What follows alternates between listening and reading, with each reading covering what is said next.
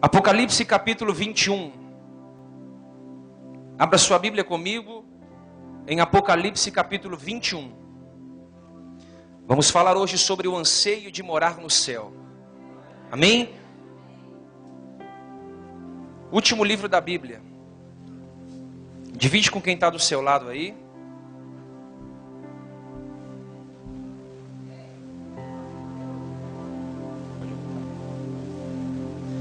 Quem achou diz amém. Está escrito assim, ó, Apocalipse capítulo 21. E vi um novo céu e uma nova terra, porque já o primeiro céu e a primeira terra passaram, e o mar já não existe. E eu, João, vi a santa cidade, a nova Jerusalém, que Deus descia do céu, preparada para uma esposa adornada para o seu marido. E ouvi uma grande voz do céu que dizia: eis aqui o tabernáculo de Deus está com os homens, pois com eles habitará, e eles serão o seu povo, e o mesmo Deus estará com eles, e será o seu Deus. E Deus limpará de seus olhos toda lágrima, e não haverá mais morte, nem pranto, nem clamor, nem dor, porque já as primeiras coisas são passadas. E o que estava sentado sobre o trono disse: eis que faço novas todas as coisas. E ele disse: escreve, para que essas palavras são verdadeiras e fiéis. E disse-me mais: está cumprido, eu sou o Alfa e o Ômega, o princípio e o fim. A quem quer que tiver sede, dê de graça, lhe darei da fonte da água da vida. Quem vencer, herdará todas as coisas, e eu serei seu Deus, e ele será meu filho. Amém? Jesus, fala conosco sobre essa palavra. Eu quero falar sobre o céu, então toca os céus na terra hoje. Compartilhe um pouquinho do que você está vivendo aí em cima conosco que está aqui embaixo. Nos confronte, nos alinhe, nos edifique, nos encoraje. E coloca no coração de cada um que está ouvindo essa mensagem o desejo ardente de morar no céu. Amém? Se assenta, queridos, dando glória. Coisa linda. Você que pode, tome o seu assento. Amém? Nós estamos em bastante pessoas. Se você puder me dar toda a sua atenção de presente. Eu quero falar sobre o anseio de morar no céu. Na verdade, o céu não é o nosso destino. O céu é a nossa origem. Nós não vamos ao céu, nós vamos voltar para de onde nós viemos. Na verdade, nós não ouvimos muitos sermões acerca do céu na atualidade. Nós não ouvimos muitas mensagens acerca do céu nesses últimos dias. E isso pode parecer um pouco estranho, porque a alegria de todo cristão deve refletir sobre o Senhor para toda a eternidade. A palavra do céu precisa estar gravada dentro de nossos corações, porque a alegria do cristão é entender para onde ele vai. A promessa do céu, ela deve ser o núcleo da pregação do evangelho que nós estamos pregando. Mas há muitas razões pelo qual não ouvimos muito sobre esse assunto, que ao meu ponto é um assunto jubiloso. O fato é que a Bíblia não diz muito sobre o céu. Você que ama a palavra de Deus, você lendo a Bíblia, você percebe que a Bíblia não diz muito sobre o céu. Na verdade, ela não descreve totalmente como é o céu, ela dá algumas pinceladas acerca de como é o céu. Jesus nunca se assentou com os seus discípulos e explicou a glória e a majestade que é os céus. Ele realmente disse certa feita ao ladrão da cruz, dizendo: ainda hoje estarás comigo no paraíso. Mas ele não disse como seria o paraíso, ele não disse como seria a entrada e de que forma era aquele lugar. O apóstolo Paulo, ele vai se referir algumas vezes acerca do céu, porque ele mesmo foi levado ao paraíso. Ele diz que ele viu e ele ouviu. São duas faculdades importantes que vocês precisam entender: ver e ouvir. O apóstolo Paulo, ele viu e ele ouviu. E as coisas que ele ouviu e viu abalaram a sua mente e o seu intelecto. Ele não tinha linguagem para descrever em papel, em papiro. Ele não conseguiu descrever o que ele viu. E a ideia é que se ele pudesse explicar o que ele viu, a nossa mente humana não teria condições espirituais de entender e de desfrutar o que ele viu no céu. E se isso impactou o apóstolo Paulo, ele precisa impactar a minha vida. Se o que for que Paulo tenha testemunhado no céu, eu não sei o que ele viu no céu, mas o que ele viu no céu impactou a sua vida de tal maneira que para o resto da vida dele, ele quis ardentemente morar no céu. O que ele viu foi tão poderoso que durante toda a sua caminhada com Deus, ele tinha um anseio de estar lá. Paulo era grato pela sua vida, pelo seu chamado, pelo seu ministério. Eu creio com todo o meu coração que Paulo amava o povo que estava à sua volta. Ele amava o rebanho que estava com ele. Ele amava o ministério que Deus confiou a ele. Mas ao longo dos seus anos de ministério, o contínuo desejo de Paulo era partir para o lar celestial e estar com o Senhor. O seu coração ansiava estar com Deus. O seu coração almejava estar no céu. Alguém pode perguntar nessa noite, você que está nos ouvindo pela internet ou pelo rádio, aonde é o céu? Ou aonde está o céu? Eu vou dizer que nós não sabemos. Efetivamente sabemos que há um novo céu chegando, assim como uma nova terra que será estabelecida. E esse novo planeta não será simplesmente a velha terra refinada pelo fogo, mas algo inteiramente novo. E o seu centro será uma capital, e essa nova capital não vai ser Brasília, vai ser a nova Jerusalém, que será estabelecida no meio do seu povo. Nós sabemos que o céu é o lugar que se encontra o trono de Deus. O céu é o lugar que se encontra o trono de Deus. Na verdade, o céu pode ser chamado de morada, pode ser chamado de trono de Deus. O céu, ele está repleto de coisas lindas. Por exemplo, Jesus está no céu, os seus anjos estão nos céus, e uma multidão de adoradores estará com ele lá. E eu quero fazer parte desses adoradores que estarão lá. Se você pode dizer amém, diga isso. O salmista diz no Salmo 33, verso 13: dos céus olha o Senhor e vê toda a humanidade. Do seu trono, da sua morada, ele observa todos os moradores da terra. O salmista vai dizer no Salmo 2, verso 4: do seu trono dos céus, o Senhor põe-se a rir e a caçoar dos seus inimigos. No Salmo 20, verso 6, ele diz: Davi disse: agora sei que o Senhor dará vitória ao seu ungido. Dos seus santos céus lhe responderá com poder para salvar-lhe com a sua mão direita. O salmista estava dizendo: do trono de Deus, do céu de Deus, o Senhor dará vitória ao seu povo. Paulo vai dizer em 1 Coríntios capítulo 13, verso 2, ainda mais, Paulo diz que uma vez estando no céu, nós vamos contemplar Jesus face a face. Nós vamos ter vínculo direto com Ele, ou seja, teremos acesso pessoal, imediato ao Senhor por toda a eternidade. Eu quero dizer que se isso fosse todo o céu, o meu coração já estaria alegre por isso, de poder falar com Ele 24 horas por dia, face a face, de tempo imediato. Por isso você não precisa pagar promessa para falar com Deus.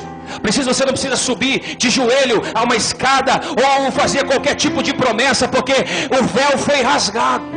E o véu sendo rasgado, você consegue falar com Ele de imediato. Paulo disse isso, face a face.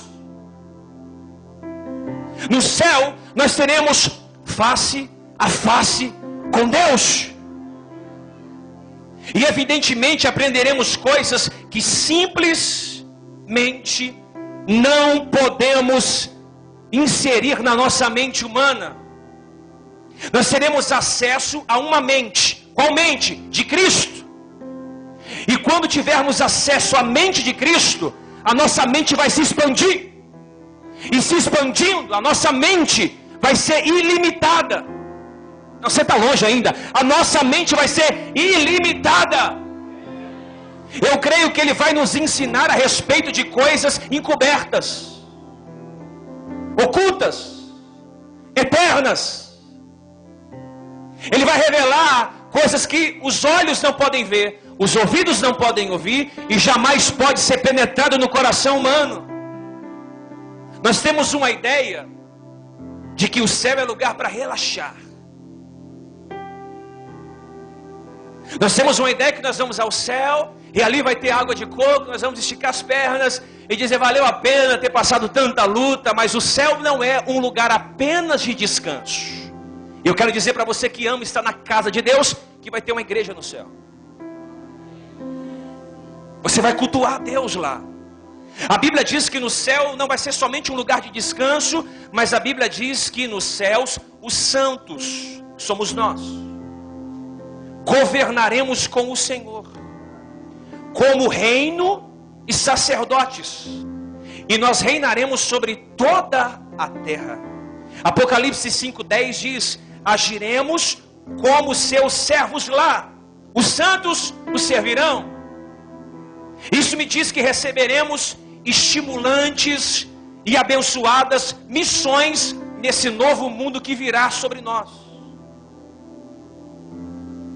As Escrituras falam repetidas vezes acerca do papel que os anjos têm sobre o desempenho da história, do começo até Jesus. Seja qual for o nosso exercitante trabalho, podemos saber que continuaremos com Jesus em toda a eternidade, porque os mundos de Deus não têm fim. Preste atenção nisso. Considere por um minuto o infinito. Pare para pensar comigo hoje, uma mensagem inteligente.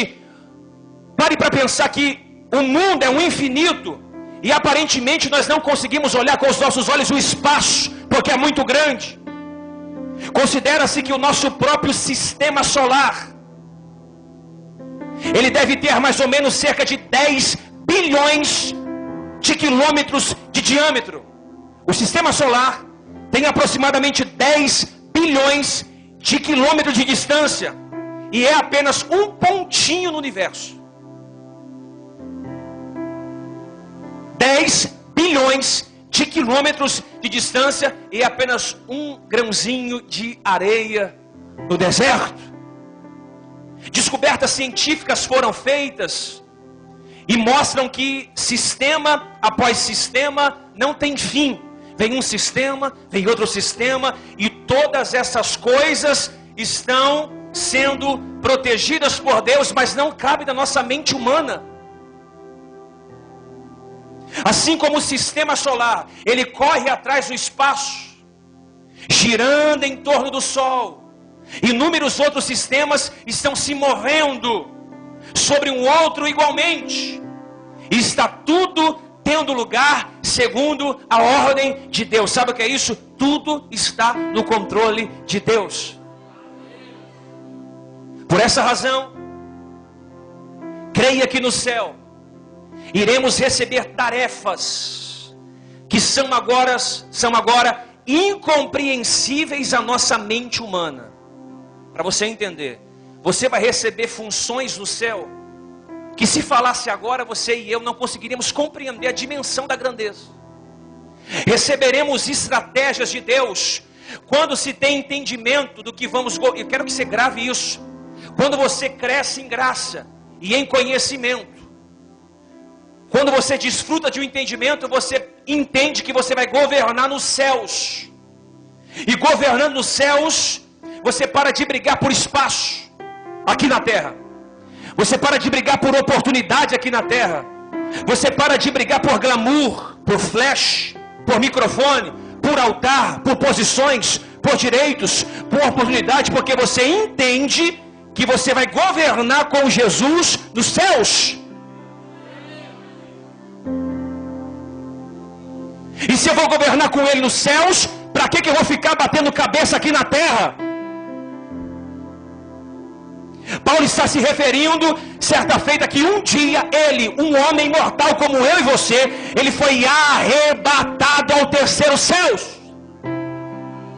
Ele está dizendo isso em 2 Coríntios capítulo 12, verso 4.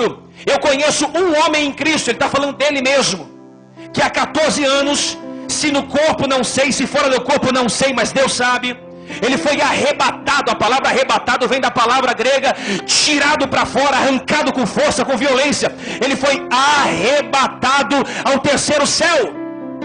E sei que tal homem, se no corpo ou fora do corpo não sei, Deus sabe, ele foi arrebatado ao paraíso. E a Bíblia diz que ele ouviu palavras inefáveis, a qual não pode se falar, porque senão o homem não compreende o que ele viu e ouviu. E os estudiosos dizem que existe 3 tipos de céu: o primeiro céu, o segundo céu e o terceiro céu. O primeiro céu é a atmosfera física na qual habitamos, é onde você vê os passarinhos cantando pela manhã. Esse é o primeiro céu. O segundo céu é onde você vê com seus olhos as estrelas, a nuvem, o sol, o planeta. E o terceiro céu é onde está o trono de Deus.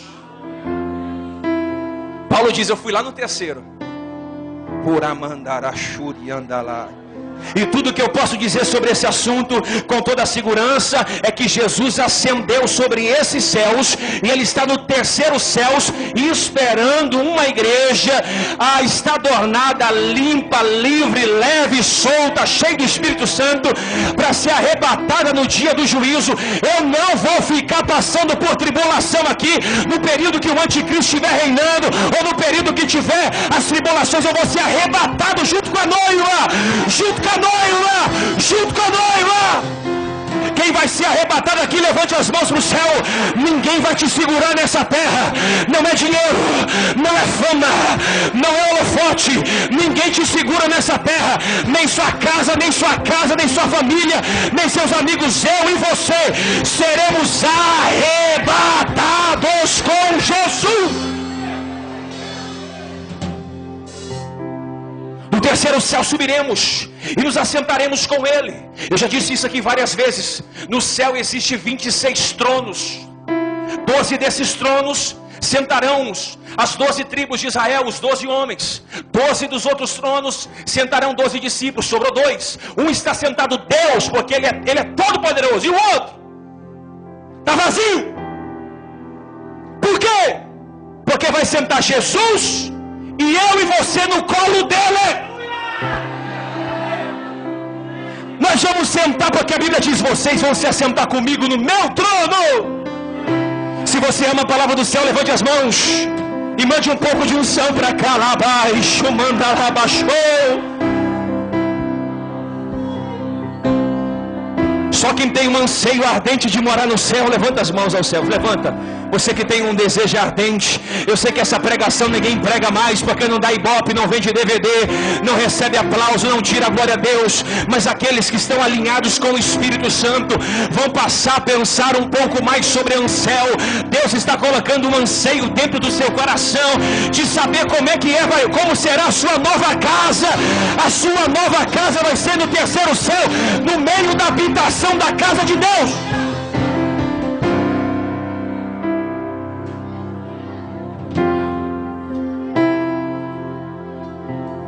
E ele diz: não se turbe o vosso coração, crede em Deus, crede também em mim. Na casa de papai há muitas moradas. Se não fosse assim, eu não vos teria dito: eu, Jesus, vou preparar lugar. E se for e vos preparar lugar, virei outra vez. Para quê? Para arrebatar a sua igreja, e vos tomarei para mim de novo, para onde eu estiver, vocês estarem também comigo. Então, alguém disse, mas para onde nós vamos? Jesus disse, eu sou o caminho, a verdade e a vida. Se você vem no caminho que é Cristo, a verdade e a vida, você vai aos céus. O céu não é para quem quer. O céu é para quem é salvo. Tem gente que só quer o céu de Deus. Tem gente que quando chegar no céu, se chegar no céu, a última pessoa que vai querer ver é Deus. Jesus está no terceiro céu. Fazendo o quê? Preparando morada. Por que Jesus não voltou ainda? Porque Ele está preparando morada. Uma casa, uma morada ao seu povo, onde eu vou morar e você vai morar ao meu lado. Por isso você vai ser meu vizinho no céu, irmão. Não tem tempo mais para contenda, não tem tempo para inimizade, nós vamos morar no mesmo céu, é a mesma rua, nós vamos comer do mesmo pão, nós vamos estar unidos no mesmo espírito. E eu resumo, não dá para saber como é o céu. Eu não sei muito sobre o que está acontecendo lá agora. Eu não tenho uma nova revelação, mesmo que eu quisesse ter, eu não tenho uma nova revelação do céu para te oferecer. Eu não tenho uma versão slim como Paulo teve. Mas eu quero usar a Bíblia para dizer. Eu quero falar para você o que não tem no céu. O que tem eu não sei. Posso falar de novo ou não? O que tem eu não sei, eu posso falar com toda certeza o que não tem. João vai me dar uma base no capítulo 21. E ele vai começar dizendo o seguinte: no céu não haverá mares. Diga para quem está do seu lado, no céu não tem mares. Diga mais forte, no céu não tem mares.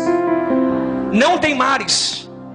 Ele vai dizer o seguinte no capítulo 21: eu vi o novo céu e a nova terra, pois o primeiro céu e a primeira terra passaram e o mar já não existe mais. Sabe o que ele estava dizendo? Ele estava dizendo que o mar não vai existir no céu. João era pescador. Quando ele recebeu a visão do Apocalipse, Jesus falou com ele na mesma ótica de entendimento dele. Ele falava com pescador, falando linguagem de pescador. Falava de semeador, com linguagem de semeador. Falava com publicano, usando parábolas de publicano para que as pessoas entendessem. Ele estava dizendo assim: no céu não vai haver mares, porque você sabe que o mar da vida é agitado. Você está tranquilo no seu barquinho, a família é toda abençoada, aí vem uma onda. Você está em paz com a sua família, com o seu casamento, aí vem uma onda mais forte. Porque o mar simboliza inquietação. O mar simboliza dúvida. Será que eu vou conseguir pescar alguma coisa hoje? Será que eu vou conseguir colher alguma coisa hoje? Será que o mar vai tirar a minha estabilidade, a minha paz, a inquietação que vem? Então ele vai dizer assim: avisa para a minha igreja que no céu não vai haver mares. Ou seja, não vai haver inquietação na alma. Vai haver paz, porque não vai haver mares. Ele vai dizer também: no céu não haverá lenços.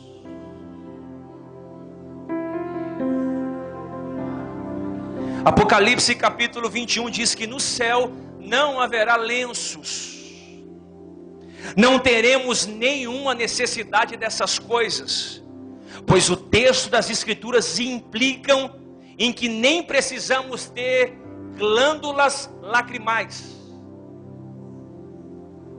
Está dizendo o seguinte: no céu, meu filho, você não vai nem usar colírio, porque nem chorar lá você vai. Você chora aqui. E Davi disse que toda vez que um santo chora, vem o anjo e colhe a lágrima no seu odre e leva até o Senhor. No céu não haverá lenços. Simplesmente não haverá isso no céu. Igualmente não haverá funerais, caixões de defunto. cemitérios. Por quê? Porque a morte já não existirá. Já não haverá mais luto por um parente que você perdeu, nem pranto de tristeza. Pense nisso. Não ficaremos mais ao lado de caixões quando pessoas que amamos partiu para uma nova etapa. Choramos a perda de um ente querido, de um amigo querido, de um filho, de um esposo, de uma mãe que foi embora. Não haverá mais choro, não haverá mais luto, não haverá mais 7 dias lamentando, porque o céu, eu e você nunca iremos morrer. Uma vez tendo sido ressuscitado do sepulcro terreno pelo poder da ressurreição de Cristo, nunca poderemos voltar para lá outra vez. Ou seja, no céu não haverá lenço, não haverá lágrima. Por quê? Porque Ele mesmo vai enxugar toda a lágrima dos nossos olhos. 1 Coríntios capítulo 15, verso 51. Eis que vos digo um mistério: todos ressuscitaremos, mas nem todos seremos mudados. No momento, num abrir e fechar de olhos, ao som da trombeta, porque a trombeta soará, e os mortos ressuscitarão, incorruptíveis, e nós seremos mudados, porque o que é necessário, que esse corpo corruptível se revista da incorruptibilidade, e o que esse corpo mortal se revista da imortalidade, e quando esse corpo mortal se revestir da imortalidade, então se cumprirá a palavra que está escrita: tragada foi a morte pela vitória, tragada foi a morte pela vitória, tragada foi a morte pela vitória. Aonde está a tua vitória, morte? Na cruz, na cruz, na cruz. Não haverá lenços, não haverá mais farmácias, hospitais, médicos, clínicos gerais, enfermeiros, ambulâncias, analgésicos, receitas médicas, câncer, miomas, AIDS, lepra, depressão, cistos, pressão alta. Não haverá mais remédios manipulados, não haverá mais SUS, convênio. Por quê? Porque João diz: não haverá mais dor. Ele vai dizer: não haverá mais dor, não haverá mais dor. Então você não vai mais tomar um remédio quando estiver doendo. Você não vai mais ir na farmácia comprar um remedinho para o teu filho que está tossindo. Você não vai mais precisar marcar um exame e esperar 8 meses para ser atendido. Não vai haver mais dor, porque Ele é o médico dos médicos. Então se tiver algum problema, não vai haver, porque Ele é o dono da medicina, irmão. Há um rio de Deus naquele trono, emanando água viva, e aonde essa água toca, cura. Você não está doente, você não está enfermo, você não está com problema de saúde. Pelas suas pisaduras você foi curado já. Então declare isso no mundo espiritual: eu não tenho enfermidade, eu não tenho adversidade, eu não tenho problemas psicológicos, eu não sou um depressivo, eu não sou um maníaco, eu não tenho síndrome do pânico. Eu já fui curado, eu já fui liberto, eu já fui tocado pelas suas pisaduras e pelo seu sangue vertido no madeiro.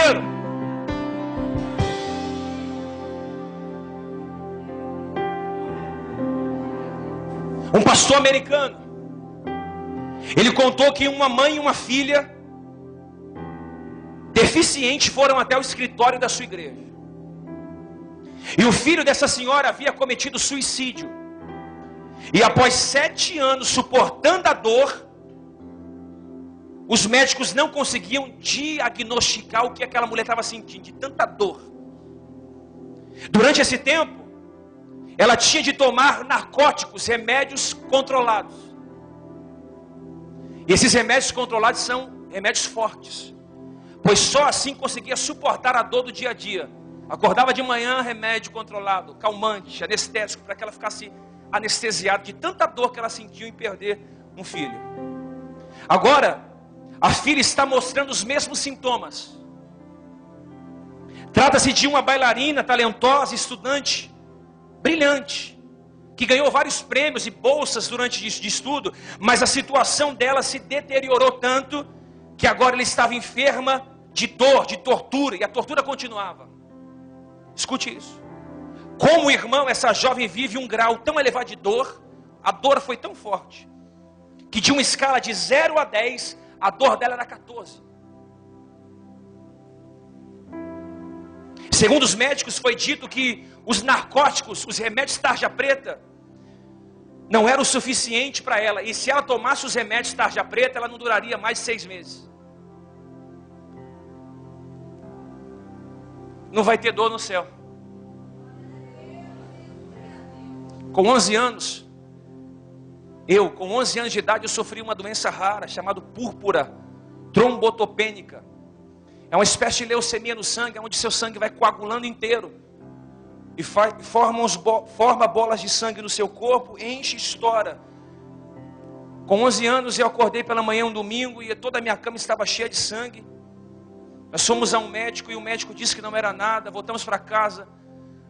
Na madrugada eu tive uma outra convulsão, levaram a minha vida lá para o hospital da Penha. E ali o médico me internou às pressas na UTI. O meu sangue começou a coagular, eu comecei a perder peso, as minhas plaquetas começaram a diminuir, as plaquetas brancas começaram a comer as plaquetas vermelhas, a minha imunidade foi a zero, eu tive a sensação de morte aquele dia. Era uma criança ainda, eu era da igreja católica, eu me respeito a você que me escuta, e você que está aqui é um católico. Eu tenho respeito pela tua vida. Eu era católico nessa época, então eu sempre fui muito próximo de Deus, e a minha família estava intercedendo, a sensação era de morte. E teve um dia que eu fiz uma cirurgia no peito, como se fosse uma agulha que tirou um líquido da medusa. E o médico falou, olha, todo mundo que passa por essa cirurgia ou desmaia ou tem sérios problemas. Eu pedi à minha avó para me trazer uma Bíblia e um caderno. E eu lembro que na véspera desse exame eu peguei a Bíblia, não sabia ler direito. Na verdade entender as escrituras, mas eu sabia escrever. Então era uma madrugada, eu estava orando, falando com Deus, mesmo estando em outra religião. O Senhor falou comigo através de um raio, dentro daquele hospital, na Penha. Ele disse, escreve nesse caderno aí, menino, que em 7 dias eu vou te tirar daí. E que você vai ser pai de multidões. Deus disse isso para mim. Eu acho que o pastor Mário tem até esse caderno em algum lugar. E disse, olha, esse barco que você está girando para um lado, para o outro, mas essa doença não é para a morte, é para a vida. Mas a minha mãe e meu pai sabiam que eu não suportaria aquela noite, porque as minhas plaquetas estavam baixas. O médico disse, se ele não reagir hoje, ele vai morrer porque o sangue está coagulado inteiro. E eu tive a sensação de morte, mas quando ele me visitou, ele disse, eu sou a ressurreição e a vida. E aquela enfermidade, eu reagi naquela noite, o exame parecia que não foi feito. Eu fui feito o exame no meu corpo, mas parecia que eu não senti nada, eu fui anestesiado. Irmão, acredite se quiser, 7 dias depois, eu fiquei mais de 30 dias na UTI, mas 7 dias depois, o Senhor começou a elevar minhas plaquetas, eu comecei a reagir, eu comecei a ficar forte, comecei a ficar renovado, a coagulação do sangue começou a andar, e a sensação de morte foi embora. Eu quero dizer para alguém que está enfermo aqui, está doente aqui, está depressivo aqui, no céu não vai haver dor.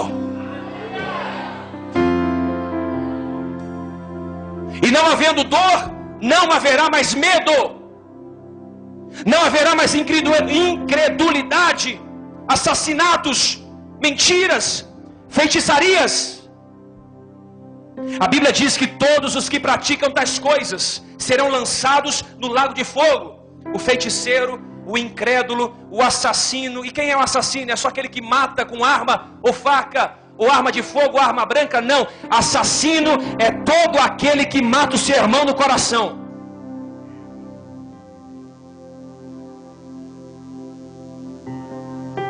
Porque antes de você matar com fogo, você já matou aqui dentro.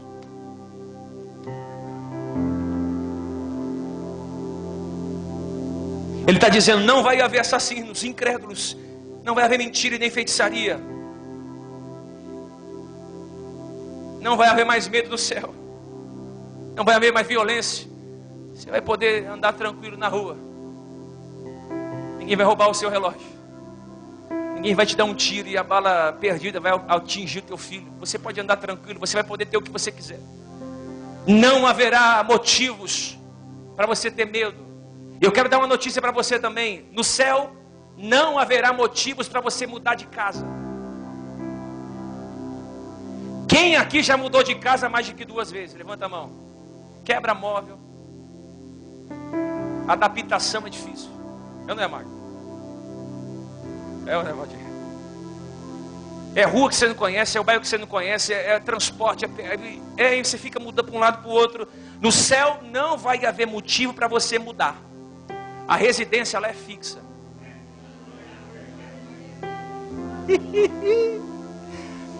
No céu a residência é fixa.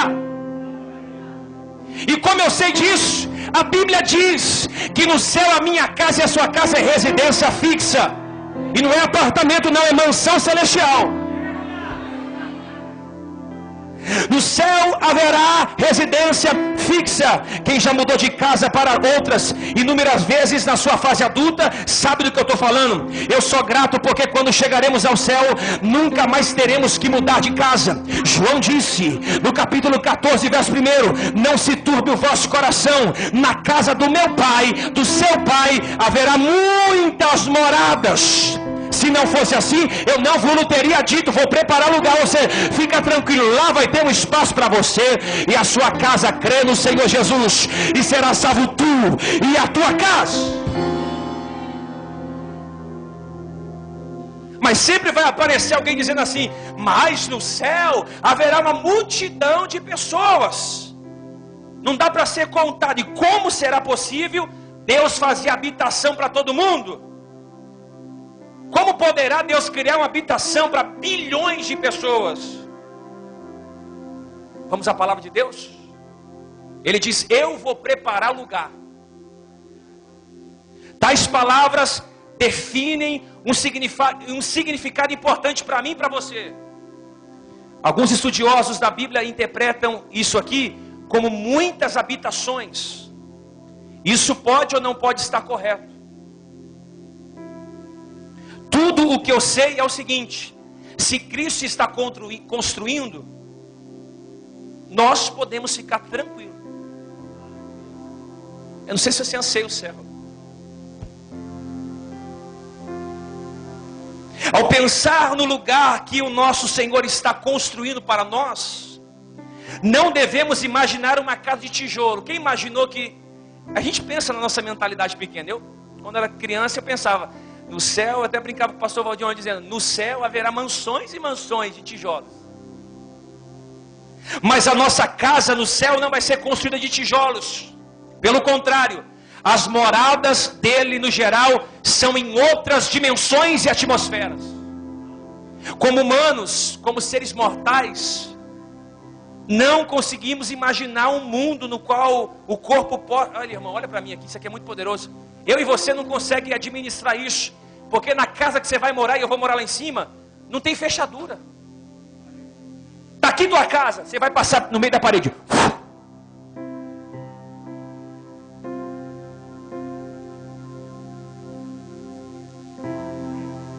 A Bíblia diz que quando Jesus ressuscitou, ele entrou dentro do cenáculo assim, ó. O corpo dele entrou. Porque ele já estava com o seu corpo glorificado. Quando morrermos, receberemos um novo corpo glorificado. E esse corpo será livremente de substâncias materiais. Jesus fez isso após a ressurreição. E diz que no céu os nossos corpos serão igual dele. Então se ele entra por parede sem abrir fechadura, se ele entra onde não há porta, eu também vou entrar onde não há porta. Você crê nisso? Você vai atravessar paredes como Jesus fez no cenáculo. Esse domínio a ciência não consegue descrever. Ninguém consegue descrever isso. Ninguém consegue compreender isso. Como é que você vai dizer a um cientista que nós vamos receber um novo corpo e entraremos por paredes? O importante é que Jesus traz o céu. Esse é o lar celestial. Vocês vão viver eternamente onde eu vivo, ele diz. E quando eu for, vou preparar lugar para vocês. E quando eu voltarei, eu vou tomar vocês para mim de novo. Em termos simples, há um lar na eternidade para cada um de nós. Jesus diz basicamente: quando esse dia chegar, quando vocês estiverem aqui comigo, eu pessoalmente vou mostrar o que eu construí para vocês.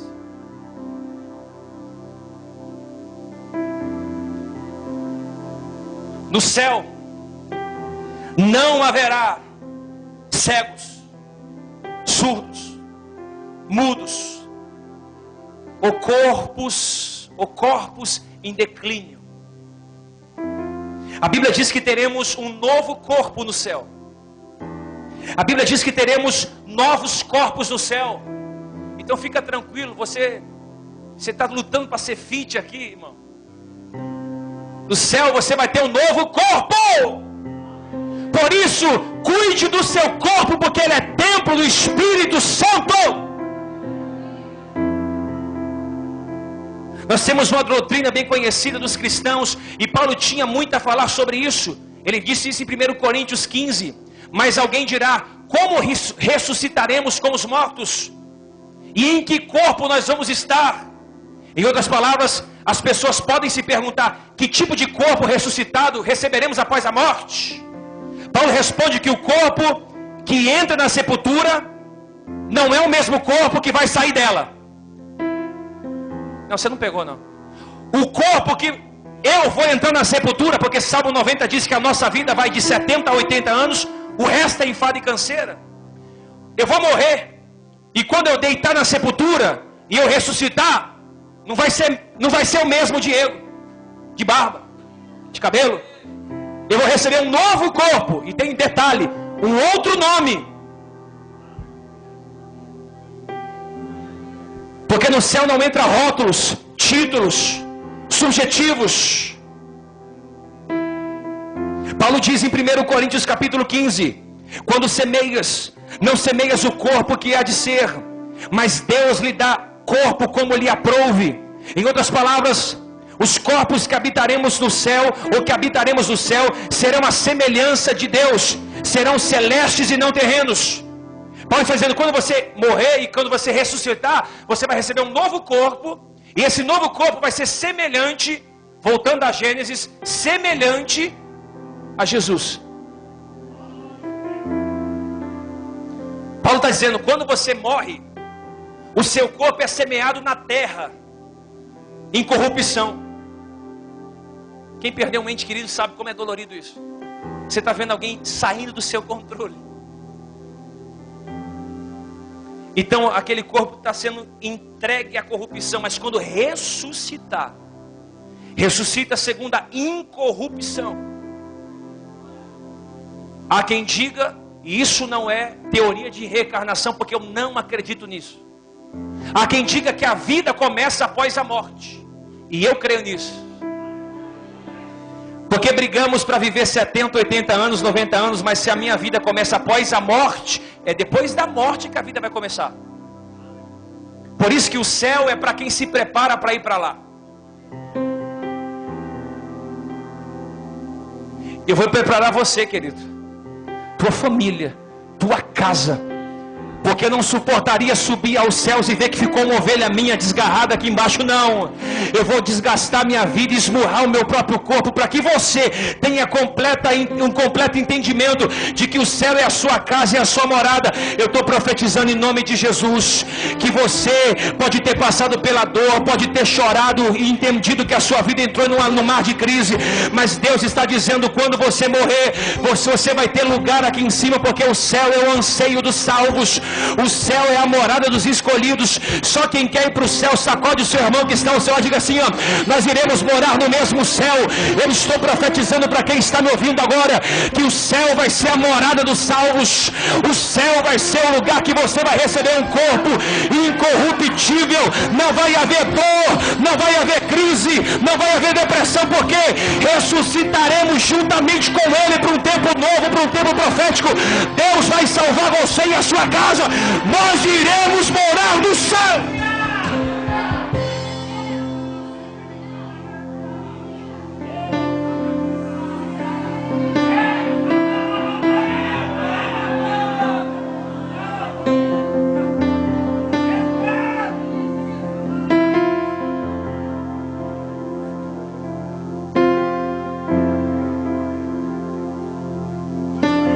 Oraste.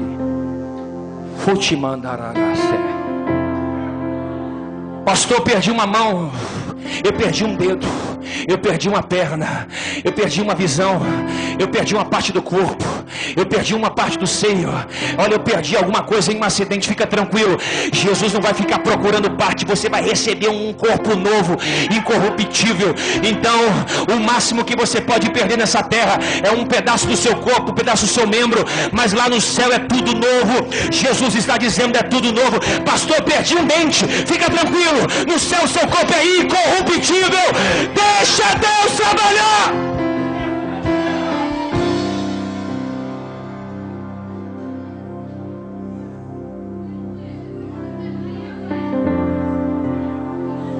Eu estou perdendo cabelo, irmão, estou ficando velho. Deixa o cabelo cair. O que eu não posso é eu cair, mas o cabelo pode cair. Ah, eu estou perdendo o dente, deixa o dente cair, se cuida, vai no dentista, mas não deixa cair a sua vida espiritual. Deixa despedaçar o templo, mas a sua vida com Deus não.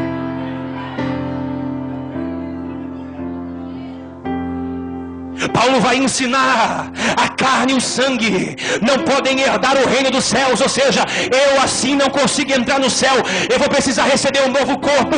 E ele vai dizer o seguinte: no momento, em um abrir e fechar de olhos, ao ressoar da trombeta, a trombeta soará e os mortos ressuscitarão incorruptíveis. E nós, você, sarando nações, seremos transformados de glória em glória, de vitória em vitória.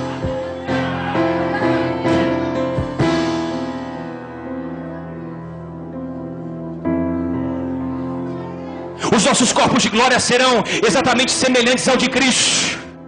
Quando ele apresentou-se a Tomé, ele não mostrou diploma, a formatura. Ele disse: filho, o que você vê nas minhas mãos? Os seus filhos vão respeitar os seus diplomas? Não. Seus filhos vão respeitar suas cicatrizes. Ah, mas eu me formei em Harvard. Amém. É uma bênção. Se eu pudesse, eu ia para lá também. Ah, mas eu sou o reverendo do anel de ouro e da gravata colorida. Eu sou o maior pregador do mundo. Seu filho não respeita isso.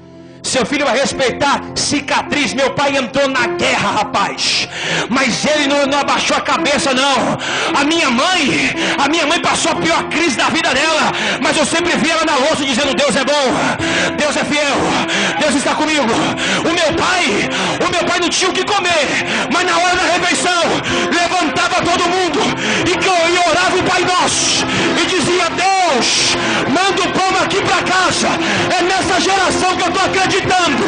É uma geração que não está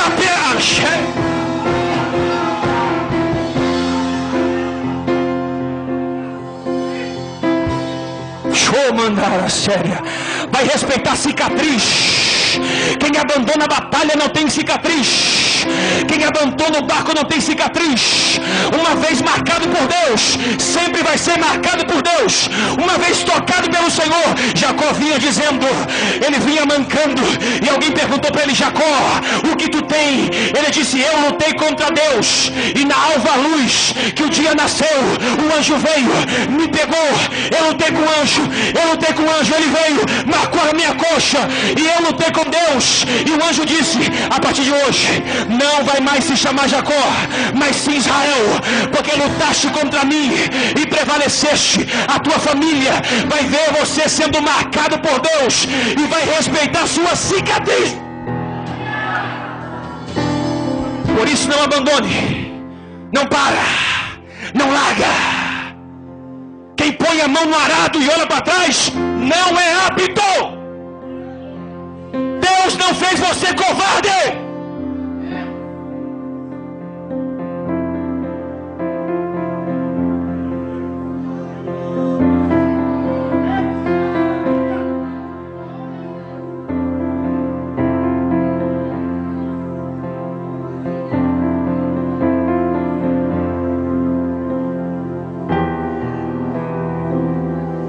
O que você vê, Tomé?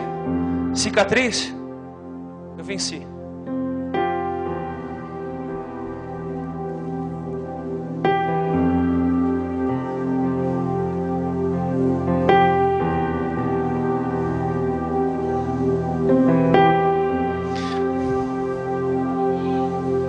Naquele dia, as sepulturas vão se abrir.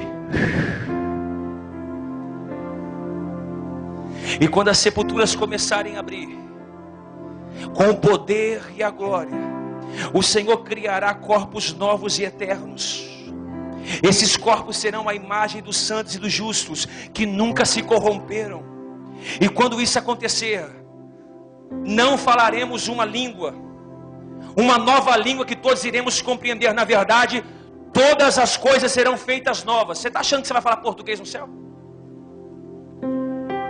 Eu vou falar o inglês. Não vai nada, filhinha. Você vai falar uma nova língua. E se eu subir e alguém ficar da minha família, fica tranquilo.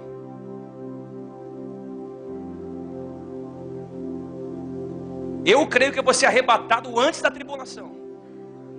Quem crê? Essa é a teoria pré-tribulação na teologia. Após tribulação é quando tiver a tribulação. Eu creio que eu vou ser arrebatado antes. Mas se eu subir e eu não ver alguém que eu amo subindo, isso vai ser apagado da sua memória. Porque senão no céu seria um lugar de tormenta.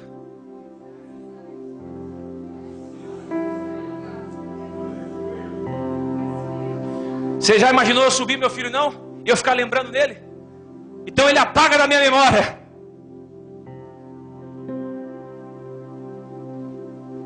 Porque a salvação é individual.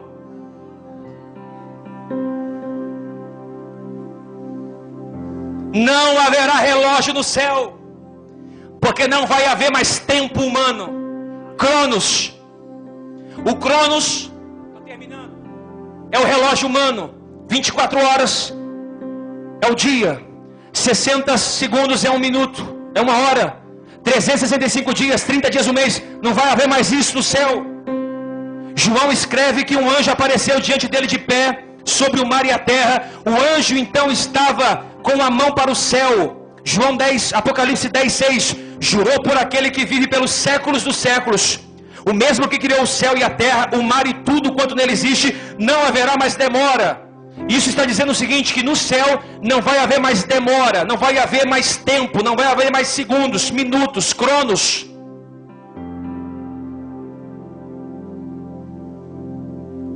Isso é um conceito muito difícil para a minha mente pequena administrar. Como é que eu vou viver no céu sem relógio? Você vive preso ao relógio. Mas tem que fazer isso, tem que fazer aquilo outro. Irmão, seu cabelo está caindo, você está perdendo a sua vida. Porque estamos presos a 24 horas e tempo é dinheiro. João diz, no céu não tem relógio. Por quê? Eu não quero ninguém vivendo apressado que nem doido. Você vai ter tempo.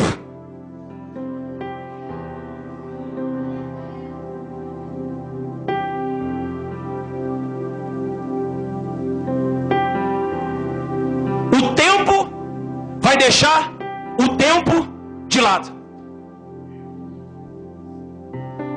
O tempo vai deixar o tempo de lado. Imagine isso. Nada de anos. Aí eu estou ficando velhinho. Nada de anos. Nada de meses. Nada de 7 dias na semana. Nada de dias, horas, minutos, segundos. Não haverá nada para marcar o tempo. Nem noite, nem dia. Nem luz, nem trevas. Pois Cristo será a própria luz no meio do paraíso. Ele vai ser nossa bússola. Bilhões e bilhões e trilhões de amigos nós iremos encontrar, norte a sul, leste a oeste, continente americano, africano, o Brasil, nós iremos se encontrar lá. Desde quando a fundação do mundo em Gênesis vai nascer gente, nós vamos estar todo mundo lá. Vai estar Abraão no céu, Isaac no céu, Jacó, Paulo, Davi. Eu quero falar com Paulo. Paulo, você era maluco, cara. Tu foi castigado com vara, tu saiu de casa de janela, pregou até meia-noite, ressuscitou morto. Imagina você conversando com João Batista. Ele vai estar com a cabeça, tá?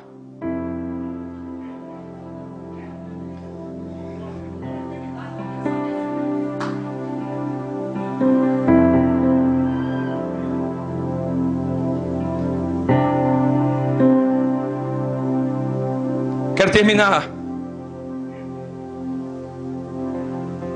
Paulo está falando eloquentemente sobre o seu desejo de estar no céu. Ele está falando eloquentemente sobre o ardente desejo dos céus.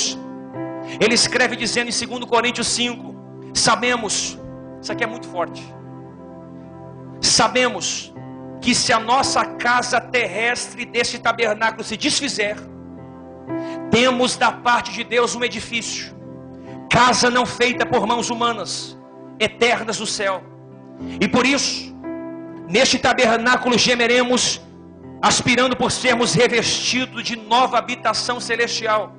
Ele está dizendo: se o meu corpo perecer, ou se a minha casa cair, eu vou receber uma nova casa celestial.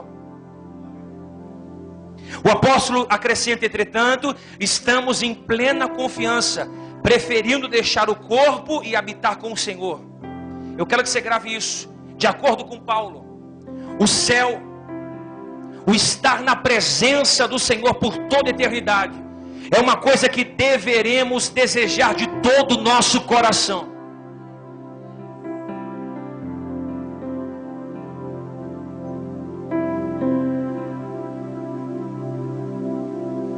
O céu é um lugar glorioso. Tente imaginar louvores sendo tocados. Tente imaginar isso. Todas as multidões vão estar reunidas. Eu termino aqui. As multidões vão se reunir. Visualiza isso na sua mente agora. Uma grande marcha de vitória em direção ao trono. Tente imaginar louvores sendo tocados, com bilhões, isso aqui é poderoso demais, com bilhões e bilhões de crianças cantando hosana ao Senhor. Do jeito que as crianças cantam no templo, elas vão cantar hosana nas alturas. Que som de vitória e de louvor será? Imagina, queridos, os órfãos cantando: Pai, Paizinho, Abba, Pai. Imagina a multidão de órfãos gritando: Pai. Dá para eu ver direitinho o brilho da felicidade de Jesus, pois os tais herdarão o reino dos céus. Imagina, pastor Valdir, os mártires chegando, aqueles que foram martirizados chegando, esses que clamaram por justiça na terra até agora, dizendo: Santo, Santo, Santo. Imagina os homens que foram decapitados, que perderam a sua cabeça, que foram serrados ao meio, que foram lançados em tachos de azeite quente, que foram queimados em fornalhas de fogo. Imagina os homens que foram serrados, que agonia, eles vão estar dizendo diante do trono: Santo, Santo, Santo. Então virá um poderoso bramido, um som que nunca foi ouvido. É a igreja entrando dentro do céu, com multidões de tribos, línguas, nações. Imagina no meio daquela multidão você e eu, a Batista do lado, a igreja de outro. As placas vão se encontrar no céu, os irmãos em Cristo vão se encontrar no céu, cada um levando a bandeira de Jesus. Eles vão marchando, o pobre com o rico com o pobre, o gordo com o magro. Vai ser muito forte. Imagina as viúvas entrando. Aquela viuvinha que entregou só uma moeda no culto, porque não tinha nada para dar, ela vai estar no meio da fila, junto com a igreja sarando nações, entrando, com os irmãos dançarando, marchando em direção ao trono. Se coloca de pé, lamante ou ineregaceia. Paulo diz que aquilo que nós vamos ver no céu vai espantar nossa vida. Por isso eu quero dizer para você, nós vamos morar no céu. Existe um anseio de morar no céu. Existe uma fome de Deus nesses últimos dias. Meus irmãos, resista. Fique firme e constante, porque o Senhor estará conosco. Pegue na mão do seu irmão que está ao seu lado. Hoje é noite de Santa Ceia. Hoje é noite de Santa Ceia. Hoje é noite de Santa Ceia. E eu quero que o Senhor sussurre no seu ouvido coisas inefáveis. Eu quero que o Senhor Senhor sussurre nos seus ouvidos coisas que a mente humana não consegue compreender. Eu estou profetizando que ainda essa semana nós iremos ser arrebatados pelo Senhor. Eu estou profetizando que você vai ser arrebatado em sonhos, você vai ser arrebatado em sentidos. O Senhor vai tomar a tua vida em línguas estranhas, em revelações. Deus está preparando morada. Eis que eu venho sem demora, eis que eu venho sem demora, eis que eu venho sem demora, eis que eu venho sem demora. Guarda o que eu tenho, guarda o que eu te dei, para que ninguém tome a sua coroa. Jesus não está voltando, Jesus breve virá. Jesus não está voltando, Jesus breve virá. Ele está vindo, pastor Sérgio. Breve virá o Senhor, breve virá o Senhor, breve virá o Senhor. Jesus breve virá, e Ele vai voltar para buscar a sua igreja. Ele vai voltar para buscar a sua igreja. Olha para quem está do seu lado, diga assim: Jesus breve virá, vai. Jesus breve virá, vai. Jesus está voltando para aqueles que desejam ardentemente estar no céu com Ele.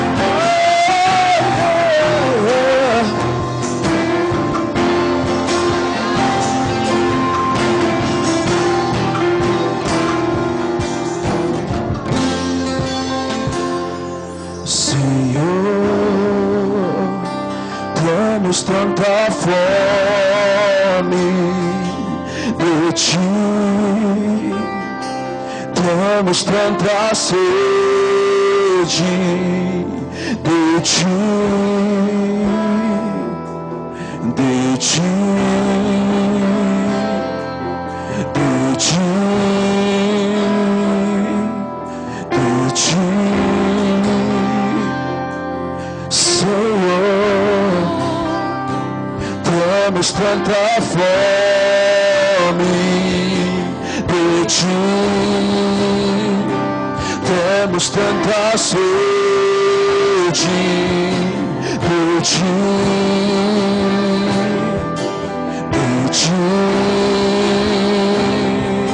de ti, de ti.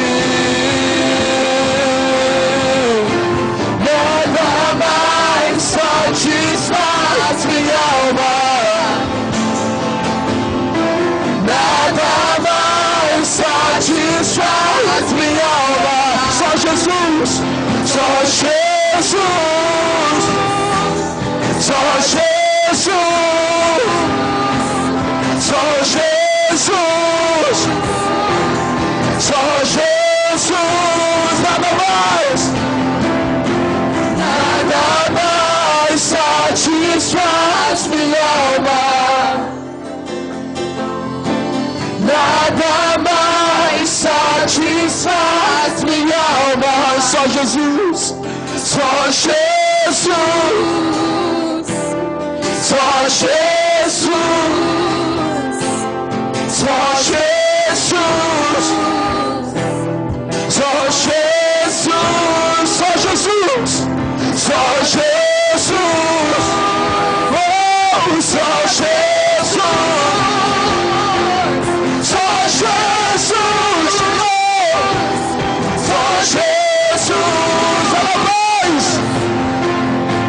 nada mais satisfaz minha alma, nada mais satisfaz minha alma. Só Jesus, só Jesus, só Jesus, só Jesus, só Jesus, só Jesus, só Jesus, só Jesus, só Jesus, só Jesus, nada mais satisfaz minha alma, nada mais satisfaz minha alma. Só Jesus, Show. só Jesus. Sua igreja adorando agora. Só Jesus.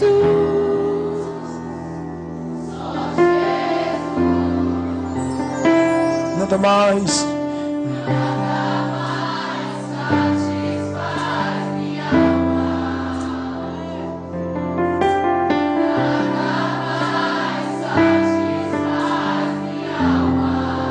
Só Jesus.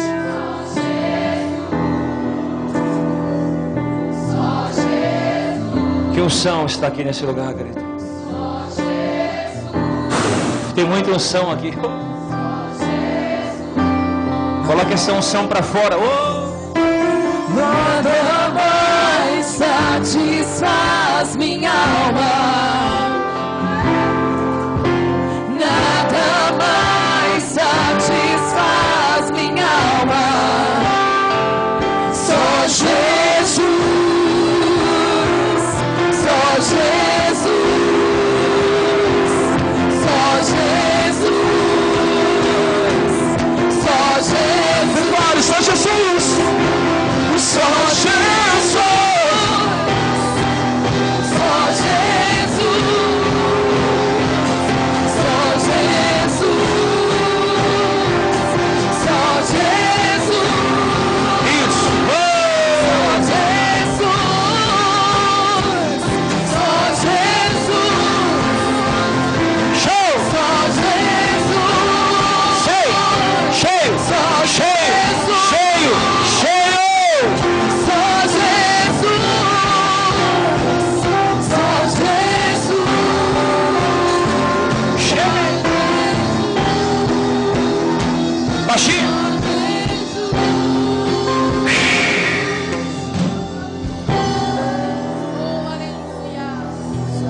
É o seu momento com Deus, irmão. Oh, seca, mancho, esse. Ninguém vai roubar essa comunhão com Deus que eu estou tendo, Senhor. Oraba, sério.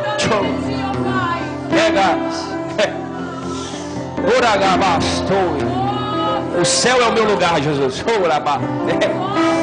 Eu posso não ter espaço na terra, mas no céu eu vou ter espaço. Oraba, sério. Que mancho. Ei, Neré. Soi, ai, anseio pelo céu. Oh. Anseio pelo céu, anseio pelo céu. Arabá. Oh, mandará. O céu é para os salvos. O céu não é para os crentes. O céu é para os salvos. O céu não é para quem quer ir. O céu é para quem se prepara para ir para lá. 1 Coríntios capítulo 13, verso 23. Que unção que está aqui, irmão. Tem que ser espiritual para sentir, irmão.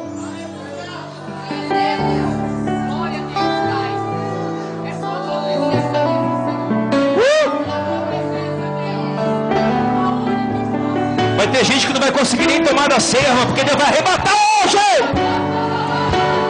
Está chegando um novo tempo ministerial para a tua vida hoje.